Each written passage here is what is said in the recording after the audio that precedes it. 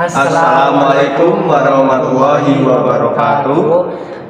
Kami dari kelompok 1 ingin mempresentasikan mapping yang telah kami buat mata kuliah dasar-dasar manajemen dosen pengampu Pak Setia Yanto. Nah, perkenalkan, saya Muhammad Sofia Limran, NIM 183, dan teman saya Muhammad Abdullah Nasirullah, NIM 210. Teman saya lagi Rifki Maulana Disaputra, NIM 209. Oke. Lanjut.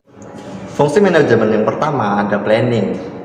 Planning sendiri merupakan proses perencanaan yang dimana sangat dibutuhkan dalam manajemen. Adapun planning juga memiliki langkah. Langkah-langkah tersebut meliputi yang pertama ada menetapkan tujuan, kedua merumuskan keadaan, yang ketiga menentukan hambatan, yang keempat ada mengembangkan rencana, dan yang terakhir ada implementasi rencana. Dan selanjutnya, mengapa perencanaan itu sangat perlu? Alasan perlunya perencanaan yaitu satu, untuk mencapai protective benefit, dan yang kedua untuk mencapai positive benefits. Selanjutnya ada manajemen objektif atau MBO. MBO sendiri memiliki langkah-langkah. Yang pertama yaitu tahap persiapan, yang kedua tahap penyesuaian, dan yang ketiga ada tahap pelaksanaan, dan yang terakhir tahap pengendalian. Dan selanjutnya yaitu decision support system. Dan selanjutnya ada Decision Support System atau DSS. Apa sih DSS itu? Decision Support System merupakan salah satu sistem manajemen pengetahuan yang memiliki peran dalam mendukung proses pengambilan keputusan untuk suatu perusahaan ataupun organisasi. Fungsi yang kedua dari manajemen adalah organizing, yang artinya proses menyusun dan membagi tugas dan tanggung jawab ke masing-masing unit kerja berdasarkan fungsi-fungsinya. Dari organizing tersebut ada dua sistem. Yang pertama organizing statis dan organizing dinamis. Dari organizing statis adalah wadah yang menghimpun atau tempat berkumpulnya sejumlah orang-orang. Dari organizing statis tersebut ada dua tujuan. Yang pertama kepemilikan, dan yang kedua tujuan. Dari kepemilikan itu ada bentuknya, ada 4 bentuk.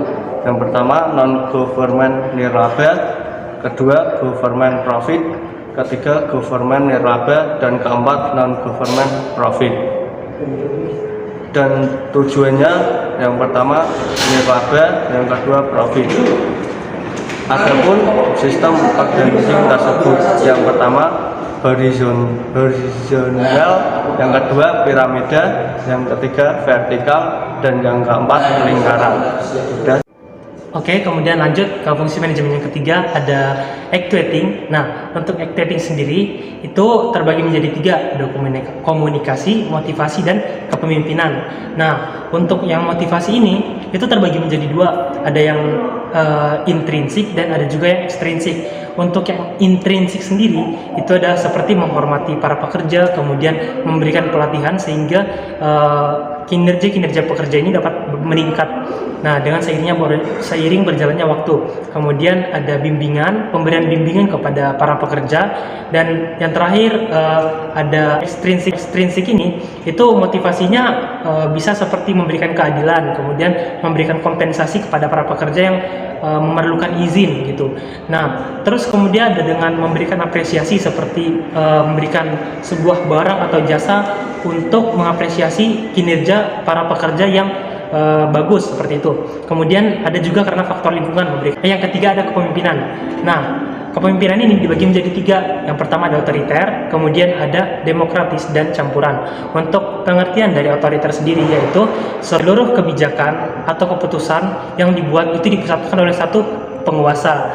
Nah, sedangkan untuk yang demokratis ini memuliakan para masyarakatnya. Maksudnya adalah bagaimana caranya penguasa ini membuat kenyamanan di kalangan masyarakatnya, seperti memberikan infrastruktur yang baik, kemudian memberikan kebijakan-kebijakan yang mempermudah masyarakatnya dalam kehidupan bermasyarakat seperti itu. Nah, kemudian ada yang campuran. Kalau yang campuran sendiri itu dia menggunakan otoriter dan juga menggunakan sistem demokratis. Nah, oke, yang terakhir ada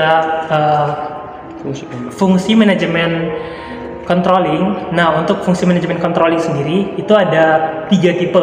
Yang tipe pertama yaitu controlling pendahuluan, kemudian tipe kedua ada controlling bersamaan dengan pelaksanaan kegiatan, dan controlling ketiga yaitu controlling umpan balik. Untuk controlling pendahuluan, nah dilakukan untuk mengantisipasi dan mengoreksi terhadap penyimpangan sebelum diselesaikannya sebuah kegiatan. Controlling yang kedua itu bersamaan dilakukan untuk memastikan ketepatan dari pelaksanaan suatu kegiatan. Nah, dalam melakukan controlling ini terlebih dahulu harus memenuhi syarat yang ada supaya kegiatan bisa dilanjutkan dengan baik. Untuk yang tipe ketiga itu ada controlling umpan balik. Nah, ini dilakukan untuk mengukur sejauh mana sih hasil dari sebuah kegiatan yang sudah diselesaikan. Nah, dengan begitu kan maksudnya maka bisa diketahui apa yang sudah berhasil dan apa saja yang belum dicapai. Kemudian faktor perlunya controlling itu kenapa? Yang pertama ada perubahan lingkungan, kemudian peningkatan kompleksitas, kemudian ada menghindari kesalahan, dan yang terakhir ada kebutuhan akan wewenang. Mungkin cukup sekian dari saya. Nah, itu dia penjelasan dari kelompok kita tadi. Semoga bisa dipahami, dan kami pamit undur diri. Wassalamualaikum warahmatullahi wabarakatuh.